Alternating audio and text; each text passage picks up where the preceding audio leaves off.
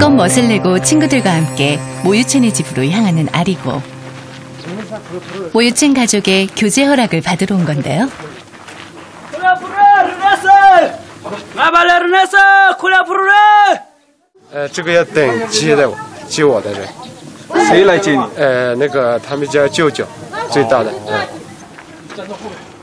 집안의 모든 의식을 주관하는 외삼촌의 허락이 있어야 들어갈 수 있는데요.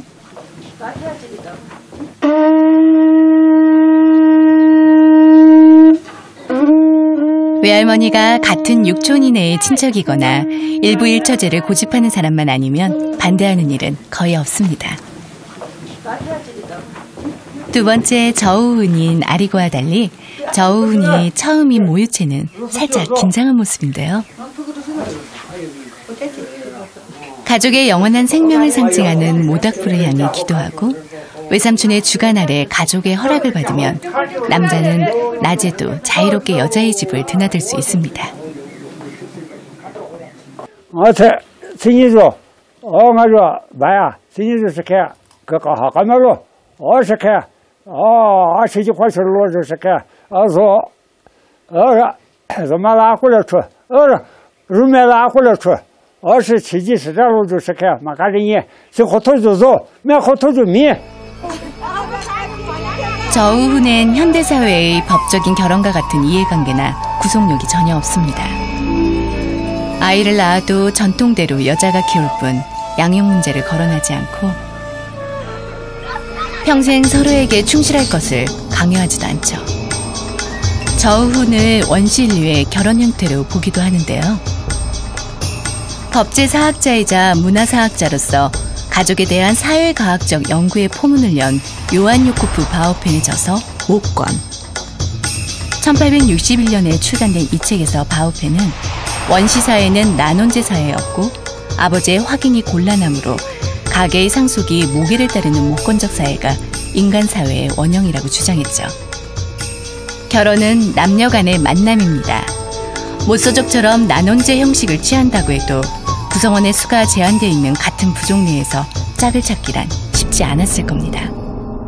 고산지대에 있는 소수민족들은 외부하고 굉장히 격리되어 있거나 실질적으로 결혼 동맹관계를 맺기가 여의치 않은 또 독특한 그런 소위 에스닉 민족 집단들의 정체성을 유지하려고 하는 다른 부족들하고 섞이지 않고 이런 경향들이 강한 소수민족들인 경우에는 아직도 종례혼을 유지하는 경우가 많이 있죠. 근데 이제 종례혼을 유지하다 보면 결혼 파트너의 선택 가능성이 확률적으로 굉장히 제한돼 있죠. 성적인 자유와 사랑을 지향했던 남녀의 결합은 그래서 새로운 시대를 맞게 됩니다. 동양에서 가장 오래된 경전으로 알려진 중국의 주역. 여기엔 결혼에 관한 흥미로운 내용이 등장합니다.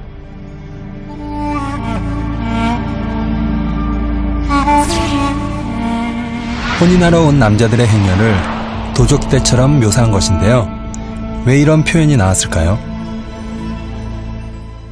주역은 혼인하고 도적하고 같은 상징으로 봤습니다. 그럼 왜 같이 봤냐면은 혼인이나 도적은 남의 것, 내 것이 아닌 다른 것. 다시 말하면 우리가 근친상간이라든지 혹은 같은 부족끼리의 종내혼이라든지 그런 것이 아니라 다른 부족, 다른 가문에서 갑자기 침입하듯 왔다고 해서 혼인 상징하고 도적은 역시 불의에 갑자기 닥친 위험이라고 봤기 때문에 두 개를 같은 상징으로 봤습니다. 도적과 혼인을 같은 것으로 본 주역의 이 대목을 신부를 납치해오는 약탈혼을 묘사한 것이라고 해석하기도 하는데요.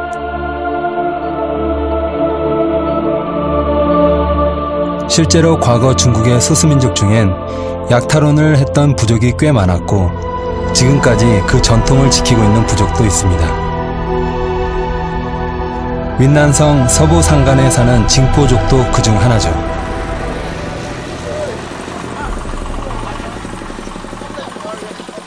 전형적인 산골 마을인 이곳. 옛날 우리나라에서 그랬듯이 징포족 마을에서도 결혼은 대개 중매를 통해 이루어지는데요. 얼마 전 중매인의 소개로 아들의 혼처를 정한 마타이 씨. 그런데 징포족에겐 혼담이 성사되기 전에 반드시 거쳐야 하는 절차가 있습니다. 마을의 주술사가 긴 대나무를 모닥불에 달구는데요. 이 과정을 거치지 않으면 혼사를 치를 수 없고 절차를 지켜도 결과가 좋지 않으면 혼담이 깨진다고 합니다. 뭘 하는 건데 이렇게 중요하게 여기는 걸까요?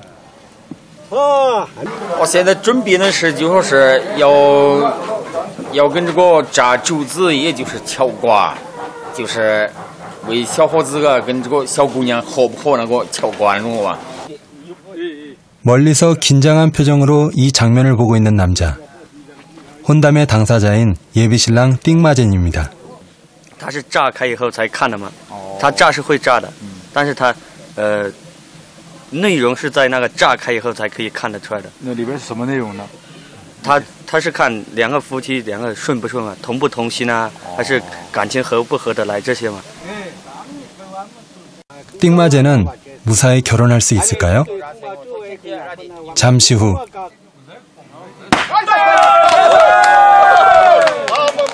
펑 하는 소리와 함께 환호가 터집니다. 这个我们最好呢，这个我们家来保家保了嘛嘎，这个供养好呢，就是这说了嘛，这个人明白吗？还是要得了，其他讲究是真没有了。 대나무 표면이 실처럼 가늘게 쪼개져 있는데요. 이걸 꽃이라고 표현한 거군요. 이렇게 궁합 결과가 좋으면 양가 부모는 혼사를 허락하고 혼례일을 정합니다. 혼담이 성사되면 예비신랑에겐 이 결혼에서 가장 중요한 임무가 주어지는데요. 그게 뭐죠? 글쎄요, 좀 더 두고 보면 알겠죠? 울창한 사탕수수밭에 몸을 숨긴 채 이동하는 모습이 첩보 작전을 방불케 하는데요. 我要去抢我的新娘啊！听说她在这里干活。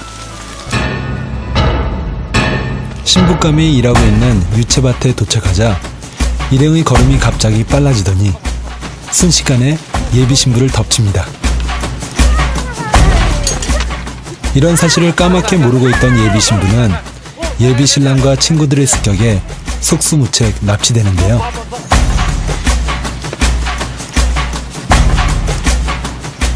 양가 부모 사이에 혼담이 오가도 당사자인 예비 신부에게는 그 사실을 비밀로 합니다. 약탈혼의 전통을 제대로 재현하려는 것이죠.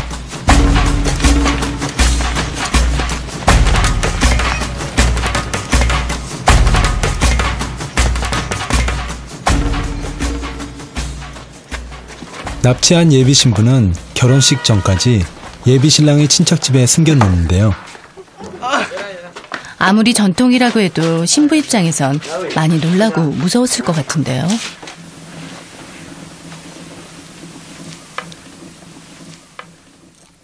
야거, 너와 와니 농농 와니 무뼈사. 나거 인무 큰란 땜빠이 간내 무 갈글로 뛴다사. 됐어, 검사. 갇혀있는 동안 중매인이 오가면서 예비 신부의 결혼 의사를 타진하는데요.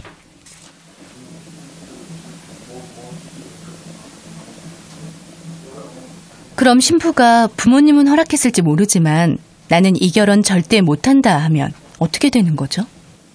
女方反对的话了嘛，就是拿那些牛啊、猪啊，然后是已经做好了嘛，之前已经是沟通好了。如果他是反悔的话，就是做一些就是理性上的，就是牛，还有那个猪啊，还有那个猫，这些都是要做赔偿这些了嘛，还有被子这些。 약탈혼의 전통이 만들어낸 신부 납치. 이미 결혼식 날짜는 정해진 상태. 두 사람의 운명은 과연 어떻게 될까요? 며칠 후 복을 기원하는 은색 장신구로 화려하게 치장한 마을 주민들이 징포족의 전통춤을 추며 띵마젠의 집으로 향합니다. 잔치 분위기가 확실한데요? 그럼 결혼이 성사된 건가요? 그런 것 같죠? 동네 꼬마들까지 아주 신이 났는데요. 잠시 후 띵마쟁과 신부가 모습을 드러냅니다. 주인공답게 두 사람 다 아주 멋지네요. 해피엔딩이라 정말 다행이에요. 멍석을 깔아놓고 혼례를 올리는 모습이 우리나라의 전통 혼례를 보는 것 같아 정겨운데요.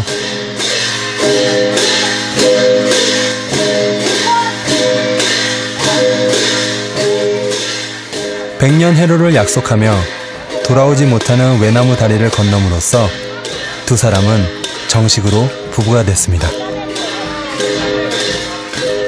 그런데 평범한 결혼 방식도 있을 텐데 왜 굳이 신부를 납치하는 약탈혼을 하게 된 걸까요? 약탈혼으로 결혼한 신랑 측 부모의 얘기를 들어볼까요? 심지무사고 꾼글로사였나 미야미야 란나 근잔라. 신부는 징포족이 아닌 태국계 제족입니다. 인척간 결혼을 철저히 금하는 징포족에겐 다른 부족 여성을 납치하는 일이 흔했죠.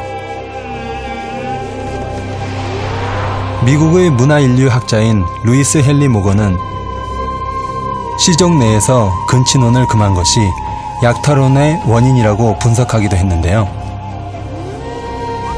문명화된 사회에선 생각할 수조차 없는 일 같지만 현대의 결혼식에도 약탈혼의 잔재가 남아 있습니다. 대표적인 것이 결혼식 때 신부가 쓰는 면사포인데요. 북유럽의 게르만족이 신부를 약탈할 때 뒤집어 씌우던 어망에서 유래된 것이라고 하죠. 결혼 반지도 약탈혼의 잔재라면서요? 네. 웨스터마크의 인류 혼인사를 보면 신부를 약탈했을 때 채워둔 족쇄가 결혼 반지의 원형이라고 하네요.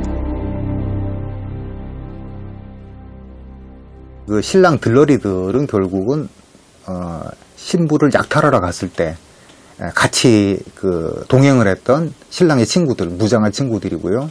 그리고 신혼여행은 어쨌건 한동안은 신부의 그 가족들이 찾아다닐 테니까 얼마 동안 피해 있자 이렇게 해서 이거 허니문이라고 붙여놨는데 굉장히 이 모든 그 끔찍했던 기록들을 기원은 사라지고 형식만 남아가지고 사람들이 그걸 즐기고 있는 이런 것들이죠. 하지만 약탈혼은 집안 간, 부족 간 갈등의 원인이 되곤 했죠. 그래서 약탈혼의 형식을 취하면서 신부 집에 돈이나 가축을 주는 거래혼 또는 매매혼의 전통이 생겼는데요. 也意思就是打比方就是抽礼这个送礼这个是你讨着那个比较有钱的比较有势力的那种人家是你牛都是要送10来头呢牛都要牵一个10头左右呢然后还送那个蟒啊大蟒都是10砍包啦那种啊它是一扎10抓那种啊中间扎那个10扎那个只打的大蟒才送那个然后是还送那些杯子那些个 로마 건국 초기에 있었던 로마와 사비니족의 전쟁도 여자가 부족했던 로마가 사비니 여인들을 납치해서 벌어진 일이었죠. 납치된 여인들의 중재로 전쟁이 끝난 후 로마가 사비니족에게 땅을 선물했다는 이야기는 약탈혼이 거래혼으로 전환되는 과정을 잘 보여줍니다. 약탈혼이 한동안 유행을 했다가 그것이 이제 관계가 이웃들하고 평화롭게 되고 관계가 자연스럽게 제도화가 되게 되면 일종의 결혼 동맹 관계를 맺어서 여성들을 아내를 교환하는 방식으로 바뀌게 되는 것이고 그럼 교환할 때는 그냥 교환하는 것이 아니라 뭔가 대가를 지불해야 되는 거죠. 그래서 이웃 부족에서 아름다운 아내를 데리고 올 때 여성을 데리고 올 때는 거기에 따른 대가를 지불하게 되는데 그 혼례 비용을 우리는 보통 신부 때 브라이드 프라이스 또는 브라이드 웰스라고 그래서 신부의 값을 치르는 이런 방식으로 나타나게 되는 것이죠. 신부 값을 치르고 결혼하는 거래혼의 역사는 아주 오래됐습니다. 이집트 나일강의 엘레판틴 섬에서는 파피루스에 적힌 기원전 5세기경의 결혼계약서가 많이 발굴됐는데요. 신부값의 내역과 이혼과 사망에 따른 재산 분배까지 자세히 적혀 있습니다. 이런 관습은 왜 생긴 걸까요? They have the custom of the bride price, where in order for a man to have a bride, he needs to give her family a certain number of cows or goats or other resources. And anthropologists believe that this custom of a bride price emerged because the family who's giving away their daughter is losing a very valuable resource. And they want the resources of the husband to replace the resources that they are losing when they lose a daughter.